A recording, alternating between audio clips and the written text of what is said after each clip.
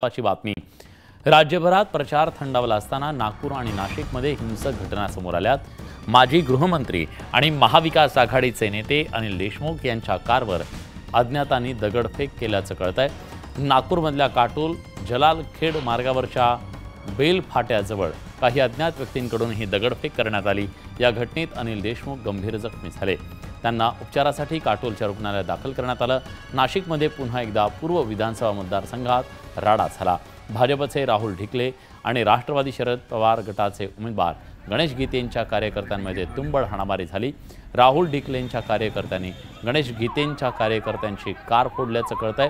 गणेश गीते यांच्याकडून पैसे वाटप होत असल्याचा आरोप राहुल ढिकलेंच्या समर्थकांकडून करण्यात येतोय।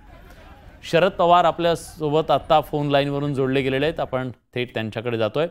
पवार साहेब, जी घटना आता समोर आलेल्या काटोलमध्ये माजी गृहमंत्र्यांवरती हल्ला झाल्याचं कळतंय, आपली पहिली प्रतिक्रिया काय? मी माझी याचा प्रयत्न करतोय। मी हल्ली काटोलला गेलो होतो आणि त्या ठिकाणी या पद्धतीचा प्रतिसाद आणि त्यांच्या चिरंजीवांना निवडणुकीमध्ये मिळत आहे, त्यामुळे सत्ताधारी पक्षाचे लोक अस्वस्थ झालेले आहेत असं माझ्या ऐकिवात होतं।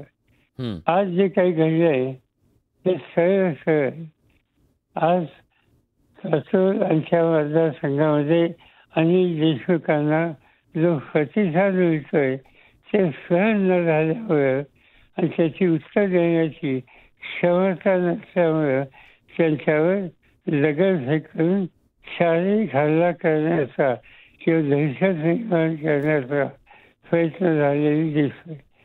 त्याची पूर्ण माहिती घ्यायचा प्रयत्न करतोय। आता माझ्याकडे ऑथेंटिक माहिती नाही, पण प्रायव्हसी हा निवडणुकीच्या संदर्भाचा हल्ला आहे। गेले काही दिवस काटोल या भागामध्ये अनिल देशमुख आणि राज्याचे गृहमंत्री या दोघांच्यामध्ये एक प्रकारचा संघर्ष होता आणि त्या संघर्षाचं स्वरूप अनिल देशमुखांच्यावर कधी हल्ला होईल इथपर्यंत जाईल असं आमच्या ऐकण्यात होतं। ते ऐकण्यात होतं की आज घडलेले अनिल देशमुखांच्यासारखा एक सभ्य आणि सुसंस्कृत व्यक्तीवर हल्ला झाला, ते रक्तबंबाळ झाले, ते रक्तबंबाळ झाले हे आपण पाहू शकतो। आणि याचं एकच गोष्ट सिद्ध होते की सत्ताधारी पक्ष सत्तेसाठी कोणत्याही लेवलला जाऊ शकतो, त्याचं एक उत्तम उदाहरण आहे। आणि जे काय हल्ला झाला त्याचा मी तीव्र निषेध करतो। पवार साहेब, तुम्ही या सगळ्याचा निषेध करताय, पण आम्ही जेव्हा सत्ताधाऱ्यांना या संदर्भात विचारलं तेव्हा त्यांचं असं म्हणणं आहे की देशमुखांकडून कदाचित हा एक पॉलिटिकल स्टंट असू शकतो, निवडणुकीच्या तोंडावर एक सहानुभूती मिळवण्याचा हा एक प्रयत्न असू शकतो। काय सहानुभूती किंवा पॉलिटिकल स्टंट डोक्यामध्ये दगड घालून रक्त मारून कोणी करू शकतं?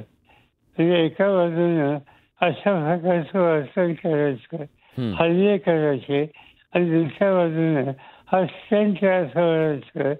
याचं एक गोष्ट स्पष्ट होते की सत्ताधारी पक्ष कोणत्याही लेवलला आज जाण्याच्या मनस्थितीत आहे, म्हणूनच अशा प्रकारचं वृत्त ते बोलू शकतात। पवार साहेब, राज्याच्या मुख्यमंत्र्यांचं या संदर्भातलं स्पष्टीकरण आलेलं आहे। त्यांनी सांगितलंय की या सगळ्या प्रकरणाची उच्चस्तरीय चौकशी केली जाईल आणि त्याचबरोबर एक प्रकारे विरोधकांकडून हा फेक नेरेटिव्हचा तर प्रयत्न नाही का, याचाही तपास आम्ही करू, असं त्यांनी म्हटलेलं आहे। यावर आपलं काय म्हणणं आहे? मुद्दा काय, नेरेटिव्ह किंवा कायसाठी डोक्यात दगड घालून कोणी रक्तबंबाळ होईल बोलायचं, खुलासा करायचा हे मी समजू शकतो, पण एवढी तरी सभ्यता ही ठेवली पाहिजे।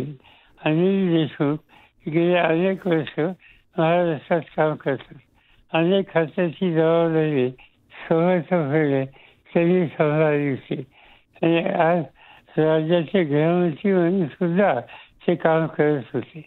दुर्दैवानं अलीकडं त्यांचे आणि राज्याचे गृहमंत्री उपमुख्यमंत्री यांच्यामध्ये काही वादावादी झाली. त्यावेळेला आमच्यासारख्या लोकांना याची शंका येते, त्याच्या खोलात शिरलं पाहिजे. आणि त्यामुळे मला जे आपण सांगितलं की मुख्यमंत्र्यांनी चौकशीचा निर्णय घेतला आहे. माझं स्वच्छ सांगितलंय की ही चौकशी शासकीय अधिकाऱ्याकडनं नको, त्यासाठी ज्युडिशियल अथॉरिटी न्यायालयीन चौकशी हे त्याचं स्वरूप घ्यायला पाहिजे आणि त्याचं सत्य हे बाहेर यायला पाहिजे. कठोर कारवाईचे सुद्धा त्यांनी आदेश दिलेले आहेत. जो कोणी असेल त्याच्यावर कठोर कारवाई करा असे आदेश राज्याच्या मुख्यमंत्र्यांनी दिलेत. सर आता बघूया, पहिल्यांदा चौकशीचंही इंजन होऊन द्या आणि त्याच्यात स्पष्ट झालं तर त्यांच्या विरुद्ध जे कोणी जबाबदार असतील त्यांच्या संदर्भात कठोर कारवाई केलीच पाहिजे. आणि ती भूमिका राज्याच्या प्रमुखांनी घेतली असेल ही चांगली गोष्ट आहे. पवारसाहेब, आणखीन एक घटना नाशिकमध्ये सुद्धा घडलेली आहे. तिथं आपले कार्यकर्ते आणि भाजपचे कार्यकर्ते आमने सामने आले. तिथंच सुद्धा हिंसक वळण लागलेलं आहे. या सगळ्या घटना काय दर्शवत आहेत? नाशिकची सविस्तर माहिती माझ्याकडे नाही आहे, पण एक गोष्ट अशी आहे की आता विधानसभेची निवडणूक सुरू आहे. त्यासाठी लोकसभेची निवडणूक झाली. सत्ताधारी पक्षाला महाराष्ट्रात 48 लोकसभेच्या जागा आहेत. त्याच्या 100 ठिकाणी त्यांना पराभव पत्करावा लागला. आणि त्यानंतर आता विधानसभेची निवडणूक आहे आणि त्यासाठी असंच उत्तर येण्याची शक्यता नाकारता येत नाही.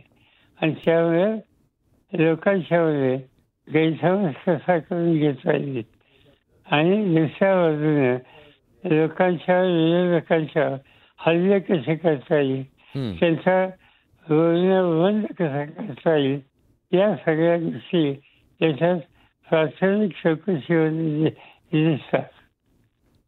खूप खूप धन्यवाद पवारसाहेब, आपण न्यूज 18 लोकमतशी बोललात त्याबद्दल.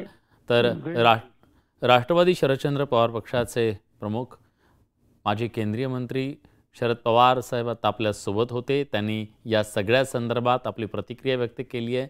या घडलेल्या घटनेचा निषेधसुद्धा व्यक्त केलेला आहे आणि कठोर कारवाई व्हावी अशा प्रकारची मागणीसुद्धा त्यांनी केलेली आहे. आणि त्याचबरोबर निष्पक्ष या सगळ्याची चौकशी व्हायला हवी, ज्युडिशियल चौकशी व्हायला हवी असंही मत त्यांनी मांडलेलं आहे, मागणी केलेली आहे. आता या सगळ्या संदर्भात नेमकी काय कारवाई होते हे पाहणं महत्त्वाचं आहे. दरम्यान या सगळ्याबद्दल आरोप प्रत्यारोप सुरू झालेले आहेत. भाजपनं मात्र हा सगळा प्रकार केवळ मतं मिळवण्यासाठीचा, सहानुभूती मिळवण्यासाठीचा स्टंट आहे अशा प्रकारची टीका केलेली आहे. बीजेपी वाले होंगे,